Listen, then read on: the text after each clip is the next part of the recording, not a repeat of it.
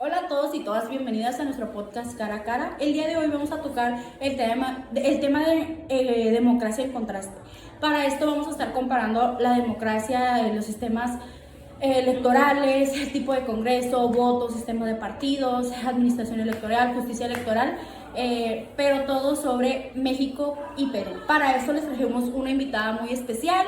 Ella viene de intercambio de Perú, donde ella pudo ya analizar estos diferentes factores, y lo cual nos va a venir a platicar, en cual vamos a comparar un poquito. Y bueno, yo soy Jessica y estaré enfocada en explicar el caso de México junto con Vero, y pues nuestra querida compañera Sofía abordará el caso de Perú. Buenas tardes, yo soy Sofía y vengo a hablarles un poquito sobre el lado de Perú en el tema electoral, el tipo de sistema que tiene. Vamos a estar haciendo una comparación de estos diversos factores y estoy muy agradecida por la invitación que me dieron a este podcast Cara a Cara. Y bueno, quiero comenzar tocando con el tipo de sistema electoral en México. Y pues bueno, este es un sistema mixto que combina la representación proporcional, la RP, con la mayoría relativa. En la Cámara de Diputados contamos con 500 de los escaños. Básicamente esta se divide en 300 se eligen por mayoría relativa y de distritos uninominales y 200 por RP. En 5 circunscripciones plurinominales, esto que permite un equilibrio entre la gobernabilidad, ya que los partidos grandes pueden construir mayorías, y la representación, ya que los partidos minoritarios también pueden acceder a curules. Y bueno, el Senado también tiene un sistema mixto. De los 128 senadores, 96 se eligen por el principio de mayoría relativa en las 32 entidades federativas, 3 por estado, mientras que 32 se asignan por RP a nivel nacional. Esta combinación busca asegurar representación territorial y pluralismo. Bueno, ahora vamos a hablar sobre respecto al tipo de congreso que se tiene en México. Y bueno, básicamente el tipo de congreso cuenta con un Congreso de la Unión bicameral integrado por la Cámara de Diputados y el Senado de la República. Este diseño responde al carácter federal del país, y la Cámara Baja representa a la población en general y la Cámara Alta representa a las entidades federativas. Y bueno, ambas cámaras permiten básicamente un doble filtro legislativo que en teoría garantiza más calidad normativa, aunque también puede ralentizar el proceso legislativo. Ahora, respecto al tipo de voto, que básicamente en México el voto es universal, libre, secreto, directo y no sancionado. Aunque la Constitución se establece como obligatorio, en la práctica es voluntaria, ya que la Constitución dice que es obligatorio, más no es sancionado. Esta falta de coercitividad ha generado niveles variables de participación. En las elecciones federales presidenciales, la participación ronda entre el 55% y 65%, pero elecciones intermedias o locales puede caer por debajo del 50%. Y bueno, además en México se emplean diferentes instrumentos para facilitar el voto, como las urnas electrónicas, o algunos estados el voto en el extranjero, y desde hace poco la modalidad nueva de voto anticipado para personas en situación de vulnerabilidad. Sin embargo, aún no hay mucho por hacer para garantizar un acceso equitativo, ¿no? Y bueno, vamos a tocar el tema del sistema de partidos. Y bueno, en México ha transitado desde un sistema de partidos hegemónico a un multipartidista competitivo. Durante gran parte del siglo XX, el PRI dominó la vida política nacional. La transición democrática en los años 90 y 2000 se consolidó un sistema multipartidista, con partidos como el PAN, el PRD y más reciente Morena, que hoy ocupa la presidencia y gran parte del poder legislativo. El sistema partidista mexicano está regulado por un marco legal muy estricto. Los partidos deben de obtener al menos 3% de votos para conservar su registro, y reciben financiamiento público basado en su representación y votos obtenidos. Esto ha permitido institucionalizar los partidos, aunque también ha generado críticas por el excesivo gasto en campañas y mantenimiento que al final pues se ve desperdiciado, ¿no? Una particularidad es que permite la reelección legislativa desde 2014, aunque hay restricciones y resistencias culturales. Este cambio busca fortalecer la profesionalización y la rendición de cuentas. Y bueno, como esto voy a hacer un cierre de bloque. Bueno, ahora sí ya voy a dejar hablar a Sofía y para que nos dé la comparación básicamente de todos estos elementos que yo les hablé y ella lo que realmente nos importa, su opinión, su comparación desde Perú. Muchas gracias, chicas, nuevamente por la invitación y por esta introducción que me da Jessica para yo poderles explicar. Vamos a dar inicio con el sistema electoral de Perú. Este tiene un sistema mixto, ya que combina una parte del tipo de sistema mayoritario como también el proporcional. Entonces tiene elementos de uno y del otro. Para ponerlos un poquito más en contexto, puedo hablarles sobre el tipo de cargos que se disputan y qué tipo de sistema se utiliza para elegir cada uno de ellos. Por ejemplo, el presidente se utiliza el tipo de sistema mayoritario. Por este hay una mayoría absoluta y una segunda vuelta. ¿Esto qué quiere decir? Que tenemos que alcanzar para poder ser electos una mayoría de votos del 50% más uno, y de no obtenerse se va a una segunda vuelta donde entra la mayoría simple. Y les mencionaba, entre los dos candidatos que en esta primera vuelta hayan quedado más altos en términos de votos, se da la segunda vuelta y ahí entra la mayoría simple y ya se elige entre estos dos. Mientras que para los congresistas hay otro tipo de sistema que es el proporcional y se aplica una fórmula que la que se utiliza es la de D'Hondt, y esta pues es para convertir los votos en escaños. Para hablarles solamente un poquito sobre el tipo de congreso, ya que mi compañera Jessica mencionaba que en México se tiene un congreso bicameral que cuentan con la Cámara Alta y la Cámara Baja, que es de senadores y de diputados. A diferencia en Perú, solamente es unicameral. Esto quiere decir que cuentan solamente con una y es más como una asamblea legislativa. Esta cuenta con 130 congresistas. Hablando del Congreso, les puedo mencionar sobre el tipo de voto que se tiene en Perú. Mientras que, como mencionaba y les repito Jessica, que en México, el voto es un derecho. Es una facultad que tienen los ciudadanos que ellos deciden pues si ejercerla o no. En Perú el voto es obligatorio. ¿Qué pasa si no se vota en Perú? Lo que puede suceder es que te pongan una multa electoral, y esto puede depender el precio dependiendo de tu estado socioeconómico. Si cuentas con un buen estado, lo máximo que te pueden cobrar son alrededor de 28 soles, que en pesos mexicanos serían alrededor de 480 pesos. Esto es obligatorio para personas de 18 a 70 años. De 70 años en adelante es opcional, al igual que analfabetas. El tipo de voto, como lo es en México, también es secreto y es a listas cerradas. El voto en el extranjero también se permite, se ponen algunos puntos en donde tú, en el país en el que estés, puedes realizar tu voto, pero únicamente para elecciones tanto como presidenciales como para el Congreso. En el sistema de partidos en Perú, pues lo que sucede es que hay un multipartidismo fragmentado. Esto también afecta, o como más bien afecta en el Congreso, pues hay mucha dispersión. También otro factor muy importante es que los partidos políticos no tienen una base muy establecida, tanto como de sus ideales y las propuestas que ellos tienen.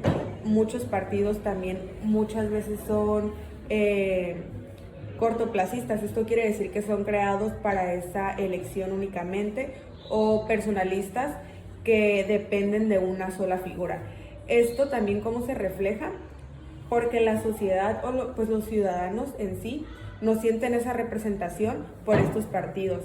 Entonces ejercen su voto porque el voto es obligatorio, pero en realidad no está ese sentido de pertenencia ante dichos partidos políticos, porque por un lado pueden tener un partido cortoplacista que solamente va a estar únicamente por dicha elección, o un partido que es representado por una sola figura, que las bases que éste tiene, los ideales que éste tiene, no son una representación de las personas que pueden ejercer su voto, pero pues es lo que son los candidatos que están representados. Entonces no hay un partido dominante ni un bipartidismo como lo tenemos o lo tienen aquí en México, que sí está muy marcado. Bueno, gracias por toda esa información, pero continuando con el caso mexicano, pues es importante también hablar sobre las autoridades de administración electoral y de justicia electoral. No hay que dejarlas de lado porque son un pilar para el sistema democrático. Como sabemos, pues en México la organización de las elecciones están a cargo de los organismos autónomos, como lo son el Instituto Nacional Electoral. Sabemos que este se fundó en 2014, que fue como una evolución del IFE, que fue creado en 1990. Todo esto pues tuvo el objetivo de centralizar la organización de elecciones federales y tanto coordinar las elecciones locales en conjunto con un organismo público local electoral. También el INE tiene pues una estructura bastante robusta, con una Junta General Ejecutiva, un Consejo General y una serie de direcciones ejecutivas, que todos estos están encargados del padrón electoral, la fiscalización del gasto, el registro de partidos, la supervisión de campañas, entre muchas otras actividades. Además, es importante mencionar que se han implementado innovaciones como el programa de resultados electorales preliminares y como la geolocalización de casillas. Pero sí, presión constantemente, por ejemplo, con el gobierno actual, se ha visto involucrado en reformas como reducir su autonomía, argumentando que es costoso y poco representativo. También pues esta tensión institucional se ve reflejada en una disputa con el control y todo el proceso electoral. En este ámbito, pues la justicia electoral en México cuenta con el Tribunal Electoral del Poder Judicial de la Federación.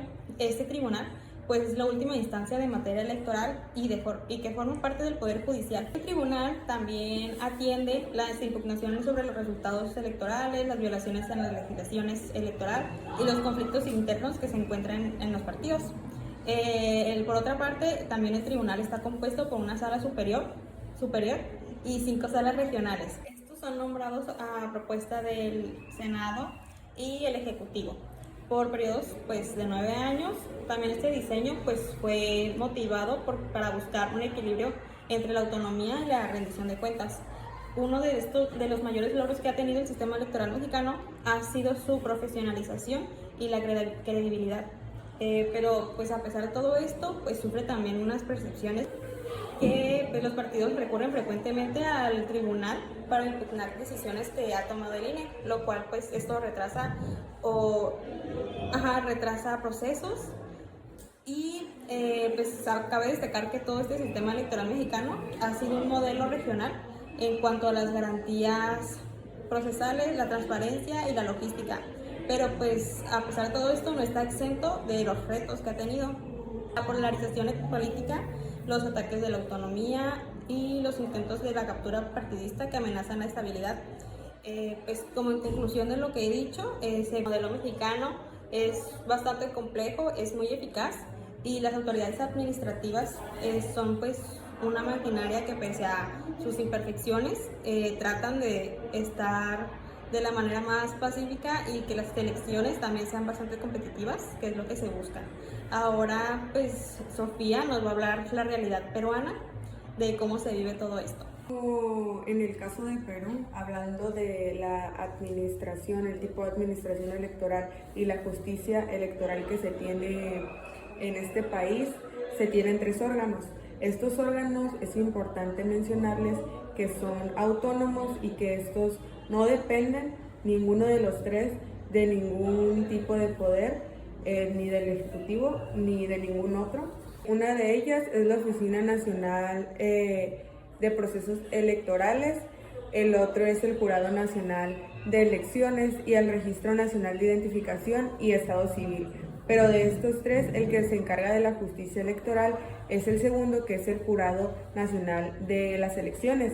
Lo que este órgano autónomo hace es que garantice la legalidad tanto del proceso electoral como también proclama a los ganadores, resuelve impugnaciones, tachas y apelaciones, como también supervisa el cumplimiento de las normas que están estructuradas en todo este proceso, hablando en el tema electoral. Finalmente, para cerrar, se habla de una debilidad de los partidos, como ya les mencionaba, o sea, en conjunto los ciudadanos no sienten esta representación, no tienen esta claridad hacia el momento en el que van a ejercer su voto, ya que esto lo hacen más por la presión de no ser sancionados, porque pues como les mencionaba, en Perú sí es obligatorio, y el que haya esta fragmentación en el Congreso y que los partidos tengan esta debilidad se ve de esta manera. Yo les menciono que esta fragmentación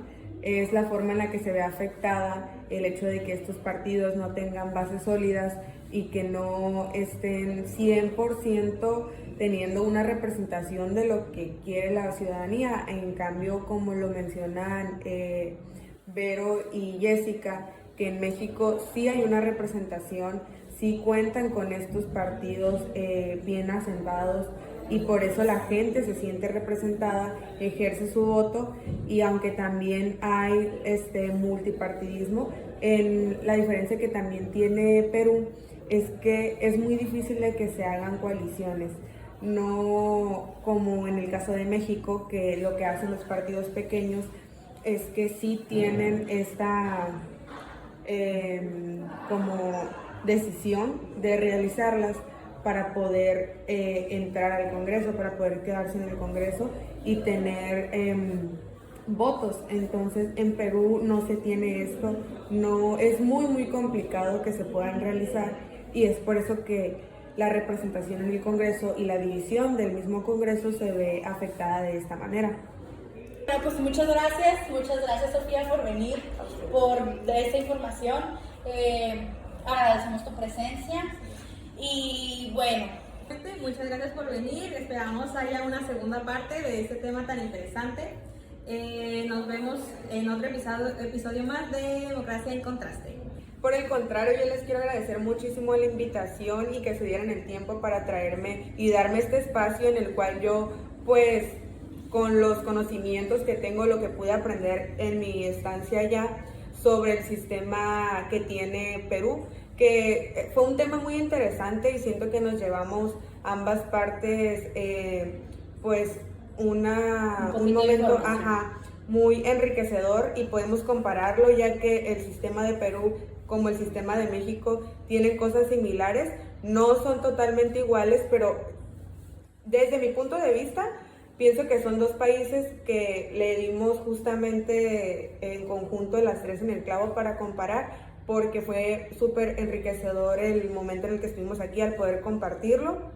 Y pues nada, muy agradecida. Espero de verdad la oportunidad se nos pueda dar más adelante con factores nuevos, con otras variables que podemos agregarles, y esperemos ustedes también se les haya brindado un buen momento, se lleven un buen aprendizaje.